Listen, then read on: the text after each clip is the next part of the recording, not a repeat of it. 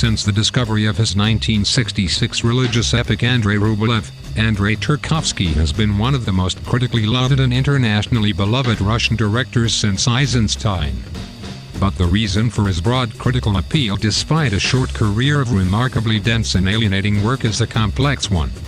While some of the staples of his work are evocative of what was considered typical in the art house movement, including but not limited to long, slow takes, tight framing, and impenetrably wordy dialogue, Tarkovsky distinguishes himself in a number of ways.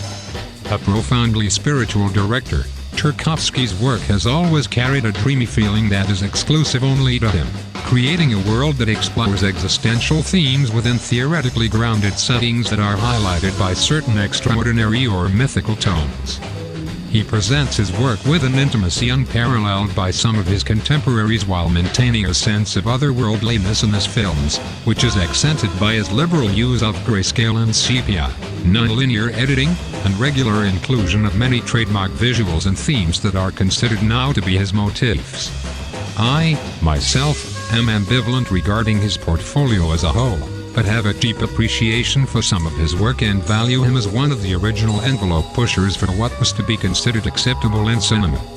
This video, although being an overall analysis and not specifically aimed at a single film, may not say everything that must be said about his work, nor should it be taken as objective truth.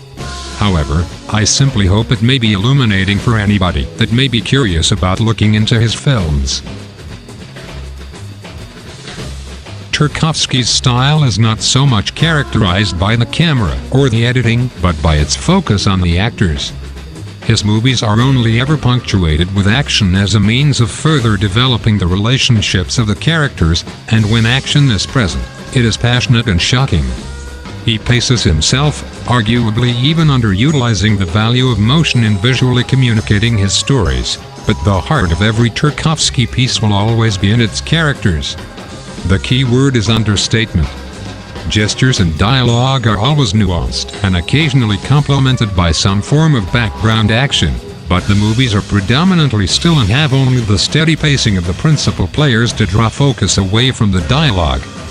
Tarkovsky meant to create a world to be observed as it was, without the intrusion of lavish editing to make the scenes feel unnatural, and as such many of his movies are constructed in long, steady wides and zooming close-ups to emphasize the movements of the actor on screen. Rarely ever is there an unnecessary dolly or pan, and the majority of shots are focused on building a meaningful frame rather than simply creating volume for the sake of volume. Most of the scenes end up being more comparable to a stage play than traditional cinema, even more so than his contemporaries like Kurosawa or Fellini. This is not to say his films do not have scenes of strong, even wild action, but they are few and far between. Instead, he relies on performances that are touching and highly emotional. However, at times, it is difficult to analyze his movies with sweeping generalizations. Of 7 movies, all can be closely compared in some way or another, but they are all distinct in their display of the narrative. It would be best put that Tarkovsky simply does not squander action for the sake of the narrative, and anything outside of the characters and set are extraneous. Even the use of narrative may be a bad portrayal of what his work is truly about, as the movies are more focused on the articulation of a theme or moral through character dynamics rather than through the events of the world around them. They are movies about internal struggle, which can sometimes be communicated outwardly, but no matter what will still fundamentally be talkies. Such outward excitement may impact a character in order to cause a genesis within them, but said event is important only as a device, or possibly for exposition. Much of those scenes are meant more as visual metaphor regarding what is internal for the characters than they are a communication of what is important in the world at large. For example, in the opening of Andrei Rublev, the focus is dedicated almost entirely to the performance of a wandering jester, who creates a bombastic and chaotic frame as he entertains a room of peasants. But still, this is not just to be flashy, or even exclusively to set a mood, but to communicate the attitudes of the 3 observing priests and their reactions to the jester's mockery of Russian nobility. Tarkovsky's brand on his work is part of what makes him so recognizable as an artist and helps contribute to the mystique that makes him so popular among critics. Included in all his films are some of his many motifs that give the rhythm of his movies a recognizable pattern, which may either breed familiarity with the viewer or seem only to be listless repetition. Either way, it is a core aspect of what makes a Tarkovsky movie look like Tarkovsky. Here is a brief enumeration of his many motifs.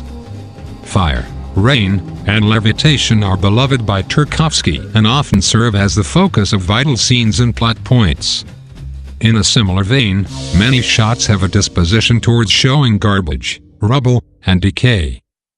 The rooms are strangely large and overpowering, and many scenes take place in nature rather than bland interiors.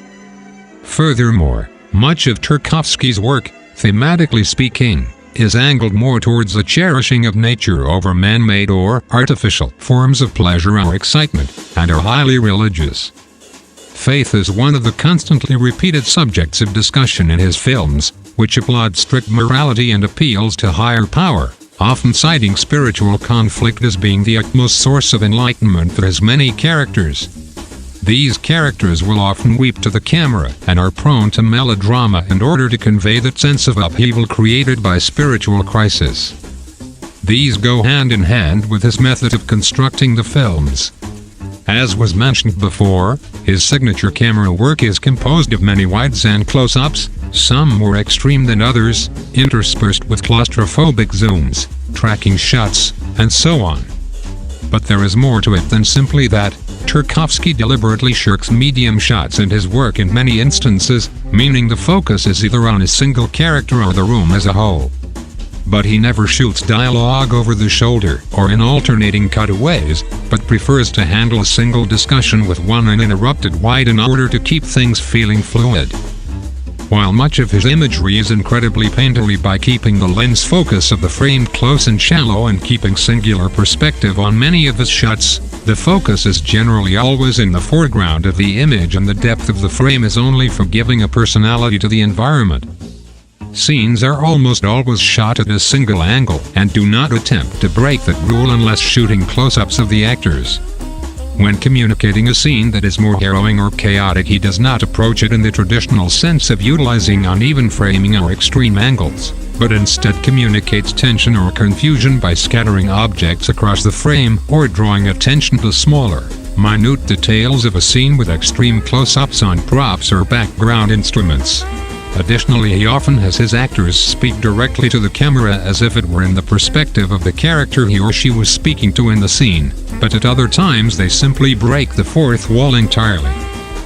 Oh, and he loves to record people looking through books. Altogether it feels quite unreal compared to what is the norm in orthodox filmmaking. Ergo the feeling of surreality which propagates his movies. In the final section of this video, I will give a brief overview of his method of conveying a story in each of his movies, but as previously mentioned, it varies a bit from film to film. While we know Tarkovsky's form and function, it is also important to understand the way in which he tells the story, not just in the way he directs it. Tarkovsky is a man of many words, most of them often failing to verbalize precisely what it is he's talking about. This is